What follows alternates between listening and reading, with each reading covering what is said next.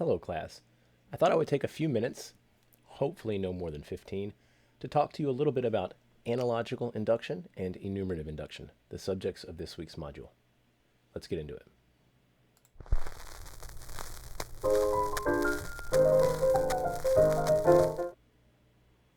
So as I mentioned, this week we're tackling a form of induction. Those specific forms of induction that we're going to tackle are enumerative induction and analogical induction. Induction can be distinguished from deduction. The argument on the left is a deductive argument. All humans are mortal. Socrates is a human, therefore Socrates is mortal.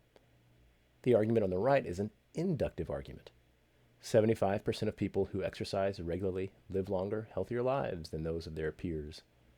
Jane exercises regularly. Therefore, Jane will lead a longer, healthier life than those of her peers. The argument on the right, the conclusion to that argument, at best only follows probably, whereas the conclusion to the argument on the left follows necessarily. There's zero chance the premises could be true in that argument and the conclusion at the same time false. Logic guarantees that that cannot happen in a good deductive argument. Inductive arguments, on the other hand, can be stronger or weaker than other arguments, but they can never guarantee the truth of their conclusions. At best, those conclusions only follow probably. Excuse the typo in live. So the kind of inductive argument we will look at first is called enumerative induction. These begin with an observation about some members of a group, and they end with a generalization about the group as a whole. So here's an example. Most peace activists I know are kind-hearted. So probably all peace activists are kind-hearted. That first sentence expresses some observed members of the group, those I know, and the conclusion is about all peace activists. The formal structure of an enumerative induction is as follows. A certain percentage of the observed members of a group have a certain property. Therefore, that same percentage of the group will have that property. So if I observe 100 peace activists and half of them are kind-hearted, I could perhaps conclude that half of all of the group of activists are kind-hearted. Smaller group to larger group, sample to target group. The target group, or the target population, is the group as a whole. This will be the group mentioned in the conclusion. The sample, or the sample members, are observed members of the target group. I don't have time to go look at all peace activists. I must look at a sample of peace activists in the hopes of discovering something about the whole group. And the relevant property is the property that we're interested in. It will be the property we are alleging the members of the sample group to have, and it will be the property we are alleging members of the target group to have. It will be mentioned in both the premise and the conclusion. Here's an example. All corporate executives Jacques has worked for have been crooks. Therefore, all corporate executives are probably crooks. What do you think of this example? The sample is all corporate executives Jacques has worked for.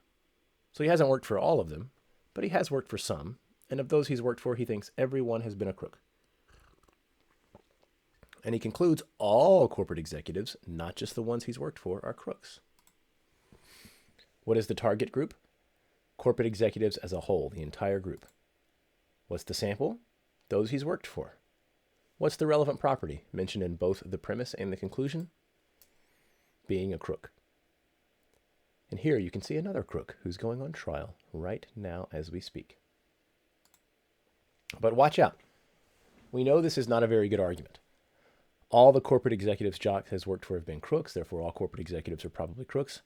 What are some issues with this argument? Well, for one thing, it's a small sample size unless he's worked for hundreds of corporate executives. Two, the sample may not be representative. What if he only works for corporate executives on Wall Street and doesn't work for corporate executives in Silicon Valley or in the healthcare industry or in other industries? So it might be a biased sample. And of course, the data could turn out to be false. It might be incorrect to say that all those he has worked for have been crooks. So the argument would be uncogent if it had a false premise in it. So let's talk sample size. Generally, the more homogeneous a target group is, the big group, in traits relevant to what we're talking about, the smaller your sample can be. So for instance, how many humans do I need to sample in order to figure out how many eyes humans typically have? Well, not that many, because when it comes to eyes and limbs and kidneys and stomachs, most humans are the same. So you don't need to sample that many, because with respect to the traits and the organs we have, let's say, all humans are alike, more or less. So we're homogeneous with respect to organs. We're heterogeneous with respect to political beliefs. So if we're talking about political beliefs, we would need a very big sample, maybe a couple thousand people, to discover a target population's political beliefs overall. How many sample do we need to support the claim humans have toes? I don't know, 2, 3, 4? Like, we don't need that many, right? But voting preferences, we would need a much bigger sample. But it's not just sample size. We want that sample to resemble the target group in the ways that matter. If it doesn't properly resemble the target group, it's a biased sample. A sample needs to have the relevant characteristics and in the same proportions as the target group. So here's an example. No one is happy. Almost everyone is complaining about something. Just look at the letters to the editor in any big city newspaper. Complaints, complaints, complaints. Step 1 is identify the conclusion. No one is happy. That's a claim about everyone. That's the target group, right? People. The ones. No one. Not a single person is happy. So the target group is people. What's the evidence? What's the sample? The sample are those people who write letters to the editor in any big city newspaper. That's the sample. Now, is that a representative sample? It is not. For starters, not everyone reads the newspaper. I suspect if we're talking about a newspaper in print, the demographics are going to skew much older than perhaps an online or electronic newspaper. But even reading the newspaper might skew much older. Younger people might consume their news in other ways, right? Maybe they relied on a certain RSS feed of their favorite news site, or maybe they check Twitter or Facebook news sources for news. So just looking at letters to the editor by themselves isn't a very representative sample of people. It's people specifically writing in to complain. So the target group we knew was everyone, or people. The sample was people who write letters to the editor. The relevant property is they're dissatisfied. They're unhappy. No, not a very good sample. Here's another. 2/3 of the adults in New York City identify themselves as pro-choice in the abortion debate. And I just made this statistic up. And almost 70% of adults in San Francisco do. This makes the situation perfectly clear. Most people are pro-choice. So the target group is people in the country, right? Most people are pro-choice. The sample were adults in New York City and adults in San Francisco. And the relevant property was being pro-choice, mentioned in both the premises and the conclusion. Now, is this a representative sample? No. Right? You wouldn't just sample people in New York City and San Francisco to figure out what people in the U.S. believe. For starters, it leaves out the Midwest where we live. But you wouldn't just sample Chicago, right? Now you're just purely looking at urban environments. You would want to poll the suburbs. You would want to poll rural areas. You would want to poll people from all different walks of life and not just people who live in big cities. So that is a biased sample. And because beliefs about things, especially politically charged things like abortion, can be all over the place, you would want that sample to be pretty large. So even if you sampled 1 million people, if that 1 million people were people who lived in San Francisco, that would not be a very good sample. Whereas if you randomly selected 2,000 people from across the U.S., that would be a much better sample, despite its seemingly small size. The second kind of argument we're going to look at is an analogy by comparison, which is to say we're going to look at analogical induction. It's an analogy, which is just a comparison of two or more things, but it's an analogy with the point of arguing for a conclusion. Somehow, based on the similarities of two or more things, we can conclude that something has a property because of similarities it shares. This is an analogical induction. And of course, just like with enumerative inductions, it's an induction. At best, its conclusions can only follow probably. The best induction in the world could still turn out to have a false conclusion given all true information in the premises. This is not true of a valid deductive argument. So we're going to be looking at strength and weakness. Is this argument strong? What information perhaps could make it stronger? Is there information that, if true, would weaken the argument? Those are the kinds of questions we ask of inductions, And that's what we will be asking of enumerative and analogical inductions. Except for enumerative inductions, recall, the key thing there was about the sample. If the sample is good, it's big enough, and it's representative, and it was done in a good way, you can be confident that the move from sample to target group is a good one, in which case the argument is strong. With analogical inductions, we have to evaluate them in different ways. So here's an example of an analogical induction. Some thing X has properties 1, 2, 3, and 4, whatever those properties are. Some other thing Y has properties 1, 2, and 3. Well, we might conclude that since these two objects, X and Y, have properties 1, 2, and 3 in common, that if X has 4, Y probably has 4. And that conclusion there should read Y probably has 4 instead of X. We're reasoning from one or more individuals to a further individual and claiming they have that additional property not mentioned in the premises. Whereas an enumerative induction we just saw goes from a percentage of an observed members of a group, the sample, to that same percentage to all members of the entire group. Here's a famous analogical induction you may have seen. A watch is a mechanism of exquisite complexity with numerous parts precisely arranged and accurately adjusted to achieve a purpose imposed by the watch's designer. Likewise, the universe has exquisite complexity that with countless parts from atoms to asteroids that fit together precisely and accurately to produce certain effects, as though arranged by a plan. Therefore, the universe must also have a designer. This argument, the argument from design, is an analogical induction. The universe is like a watch. In the case of a watch, we know it has a designer. The universe has lots of things in common with a watch. Therefore, it also, the argument claims, probably has a designer. Watch has XYZ. Universe has X and Y. Universe probably has Z. Keyword being probably, right? It's an analogical argument. So at best, its conclusion can only follow probably. Here's another one that will help us hone down how to evaluate these arguments. Birds have 2 legs, 2 eyes, breathe air, and fly. Humans have 2 legs, 2 eyes, and breathe air. Therefore, humans can fly. I think you know something has gone wrong here. Birds and humans have these things in common, so what went wrong? Well, what went wrong there was what you see in our criteria here. One of the key words is relevant. The similarities that we're saying objects have in common must be relevant to the thing that we're making the conclusion about. Is having 2 eyes relevant to flying? No. Is having 2 legs relevant to flying? No. So we know just because you have 2 eyes doesn't make you any more or less likely to be a thing that flies. What is relevant to flying? Whether you have wings?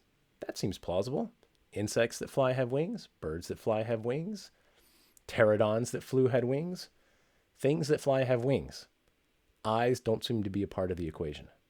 So whatever characteristics we're looking at, we want to make sure they're relevant. Are the similarities relevant? If so, that's good for our argument. Every old normal similarity is not enough. It needs to be relevant to the property we're claiming that object has in the conclusion. If there are dissimilarities that are relevant, that can weaken our argument and make it less strong. Some dissimilarities have no effect, right? If I'm comparing 2 runners and I'm talking about their stride length and their physical strength and their times in the 50-yard dash or something, and then I say, oh, by the way, one of them has purple hair, right? That's a dissimilarity, but it's not relevant to speed. So we want our dissimilarities to be relevant. And the more of those you have, the worse off it is for your argument, right? Because there's something relevant that our things don't have in common. We also want to make sure we're comparing lots of instances. If we're comparing thing A and B, that's good. But if we could also compare that to thing C, to thing D, to thing E, to thing F, that's even better, right? Now we have 6 instances instead of 2. And we also want our cases to have lots of diversity. Let me quickly explain. The more relevant similarities you have, the better the argument, right? The more probable the conclusion. Relevant to what? Well, relevant to the property mentioned in the conclusion. Ask yourself, does the similarity have an effect on whether the conclusion is probably true? And if it does, that's good for your argument. So Jan studies hard, does her homework, sleeps well, is very organized, and makes good grades. Jim studies hard, does his homework, sleeps well, and is very organized. Therefore, it's probable he makes good grades. Now, despite my writing probably twice there instead of probable, what do you think of this argument? Is studying hard relevant to good grades? Yes. Is doing your homework relative to good grades? Yes. Is sleeps well relevant to doing good grades? Yes. Is being organized relevant to good grades? Probably. Right? These things seem relevant. If I said, oh, by the way, Jan's 22 and Jem is 42, is that relevant? Probably not, right? Study habits seem more relevant to good grades than age. So we would say those are relevant similarities, and that's a strong argument. Could it be stronger? Maybe with more information it could. Could it be weaker? Yeah, if some relevant dissimilarities came along, it would weaken it, but it seems fine so far as it goes. What about dissimilarities? Well, the more relevant dissimilarities there are, the less probable the conclusion. So consider mice or mammals have mammalian circulatory systems, have typical mammalian biochemical reactions, respond readily to high blood pressure drugs, and experience a reduction in blood cholesterol when given this new drug, drug Z. Humans or mammals have a mammalian circulatory system, have typical mammalian biochemical reactions, and respond readily to high blood pressure drugs. Therefore, humans will also experience a reduction in blood cholesterol when given this new drug. I mean, okay, but there might be some relevant dissimilarities here. Suppose cholesterol-lowering drugs that have worked in the past in mice have almost never worked in humans. That's new information that could be added to this argument that would weaken its conclusion that this new drug, drug Z, will work in humans. The third criteria is number of instances. The greater the number of instances you have that show the relevant similarities, the stronger your argument. Think of someone who does blood spatter analysis, like, Dexter from the TV show, right? What he would do often is look at patterns on a wall, right? And try to deduce what was the weapon used on the victim in the crime. Well, if he knew in the past that every time this particular caliber weapon was used, you got this particular spatter. If he knew that for 100 cases, and then saw that splatter or spatter in this case, he could be pretty confident it's that caliber of weapon now because he's seen lots of instances of that correlation, of those relevant similarities. The more instances you have, the better the argument. Consider, whenever we have observed this pattern in the spatter of blood to make this formal, we've subsequently learned that the gunshot victim was 4 feet from the gun when it was fired, and the victim was facing away from their assailant. And in this crime scene, we have exactly the same pattern. Therefore, we can conclude the victim was about 4 feet away and facing away. That seems good. Does it guarantee that's what the victim was doing? No. This is an inductive argument after all. Does it make it probable? Yeah. If the premises are true in this case, and we have all of those cases of the correlation, we can be confident here we're looking at the same thing. Number of instances? Good. Number of relevant instances? Excellent. In general, the greater the diversity among cases, the stronger the argument. Diversity in cases don't weaken an argument, so long as the relevant similarities still hold. What they let us do is eliminate things that are irrelevant. So if we're comparing cars, for instance, and we want to talk about how fast cars are, or certain engine sizes and fuel types and so on, if we know that one car is made in China and the other car is made in Japan, and there are other relevant similarities besides that dissimilarity, then we can probably rule out country of origin as a relevant factor, because we might still see the correlation despite the difference. If there are other differences like tire size, yet the speed similarity still holds, we might say tire size doesn't make a difference. That strengthens our claim that something else is making the difference. This was a general review of our topic. I hope it was helpful. The key things to keep in mind are the following. For enumerative inductions, it's all about determining whether you have a good sample. For analogical inductions, it's all about looking at the similarities. Relevant similarities are good, relevant dissimilarities bad. Number of cases or instances, good. Diversity among cases, also good. Thank you so much for joining me. I hope this was helpful.